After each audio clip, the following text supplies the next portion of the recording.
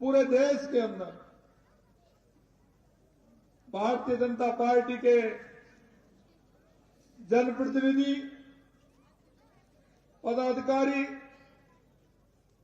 लगभग देश के 7 लाख गांव में जाएंगे। गांव में जाकर के विचार विमर्श भी करेंगे। गांव में 2014 के बाद हमारी कौन कौन सी योजना प्रभावी रूप से लागू हुई है उसकी समीक्षा भी करेंगे। हमारी विकसित भारत संकल्प यात्रा जो आपके यहाँ गांव-गांव में आई थी उसकी समीक्षा भी करेंगे और उसमें कोई भी गांव का वो पात्र व्यक्ति छूट तो नहीं गया है, इसकी जानकारी भी लेंगे। मित्रों, मैं आपको बताना चाहता हूं कि इस देश के अंदर 70 साल से जिस पार्टी ने ज्यादा राज किया है, 70 साल के अंदर जो सबसे ज्यादा राज किया है, आपने देखा होगा कि भारत गांव का देश माना जाता है। यहां की खुशहाली का आंकलन गांव से होता है, गांव के उस किसान से होता है, गांव के उस गरीब से होता है, गांव की सुविधाओं से होता है, गांव की व्यवस्था से होता है। हमारा देश अगर बढ़ेगा तब तक गांव नहीं बढ़ेगा, जब तक नहीं बढ़ेगा। मैं आपसे निवेदन करना चाहता हूं, हमारे देश के यशस्वी प्रधानमंत्री नरेंद्र मोदी जी, हमारे उस पंडित दीनदयाल उपाध्याय जी का जो विचार है, अंत्योदय का विचार है, जो अंतिम पायदान पर खड़ा हुआ व्यक्ति, उसको जब तक सरकारी योजनाओं का लाभ नहीं मिले और वो साथ में आगे उसकी भूमिका नहीं हो तो हमारा देश आगे नहीं बढ़ सकता। माननीय प्रधानमंत्री नरेंद्र मोदी जी का कहना है कि अंतिम पायदान पर खड़े हुए व्यक्ति को हमारी योजनाओं का लाभ ठीक प्रकार से मिले। वो अंतिम पायदान वाला व्यक्ति आगे आकर के उसको हर खुशी मिले, वो देश के हर विकास का भागीदारी बने, ये उनकी सुनिश्चित।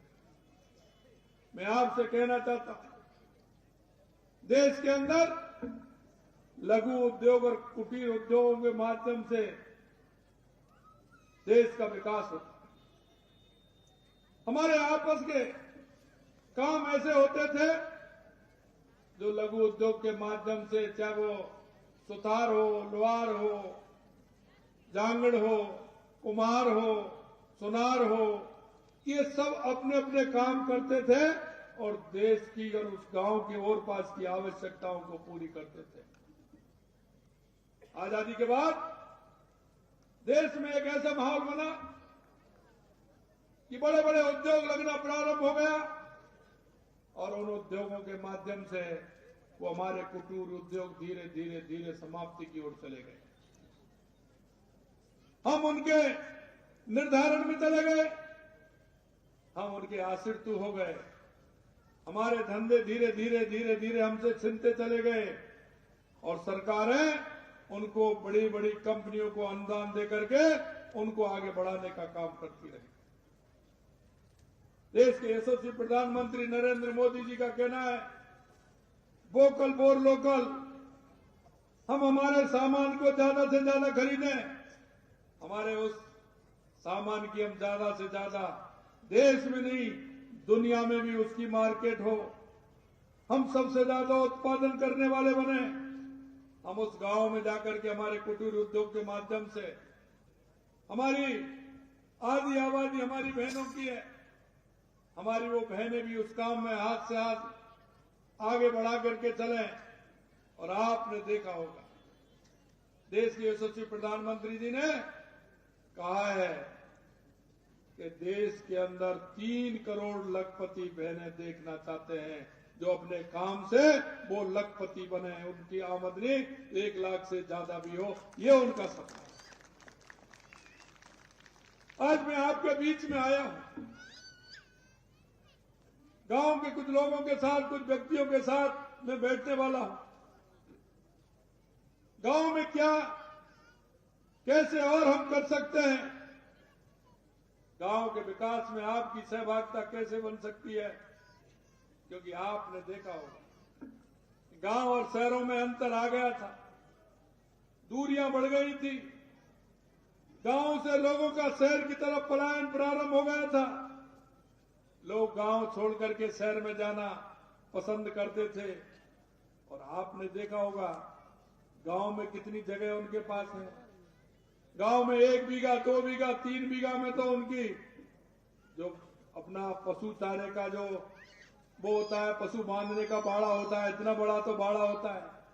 लेकिन शहर में हम 30 बाई 30, 30 बाई 45 के एक पिंजड़े में जाकर के बंद हो गए। गांव की जमीन जो हमारी थी उसको हमने बेचा और वो भी बहुत सस्ते में, और वहां जाकर के हमने महंगे में लिया।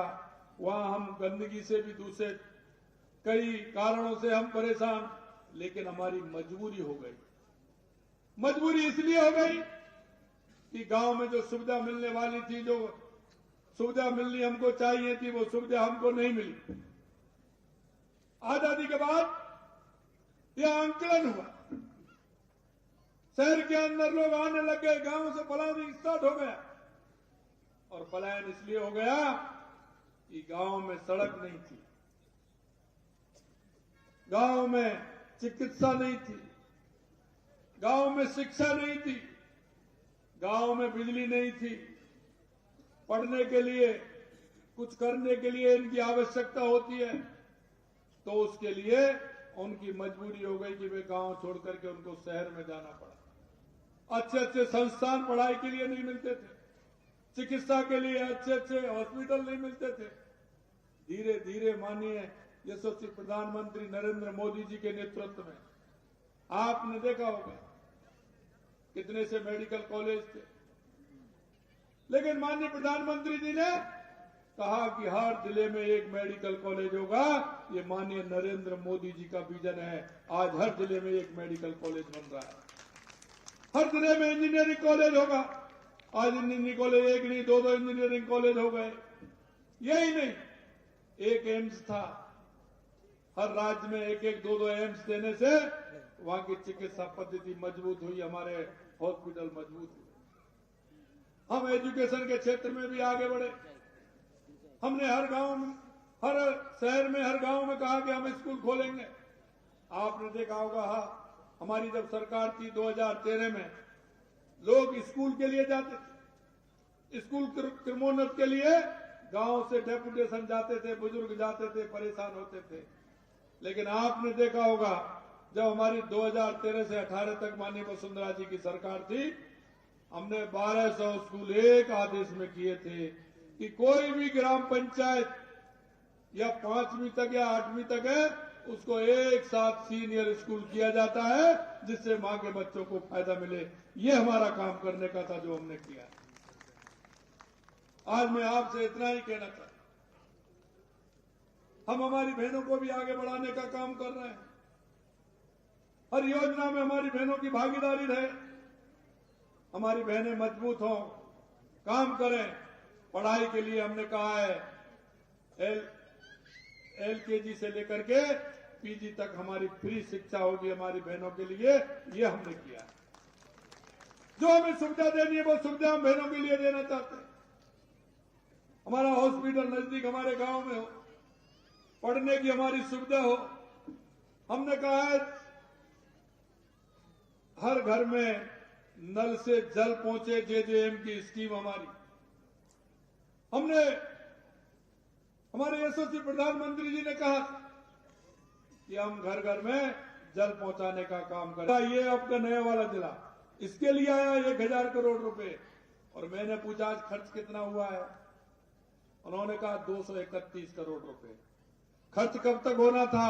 ये आने वाली मार्च तक 24 तक खर्च होना था। ये यहाँ की कांग्रेस सरकार की स्थिति देख लीजिए कि केंद्र से पैसा मिला वो भी खर्च करने में नाकाम रहे, वो भी उन्होंने पैसा खर्च नहीं किया।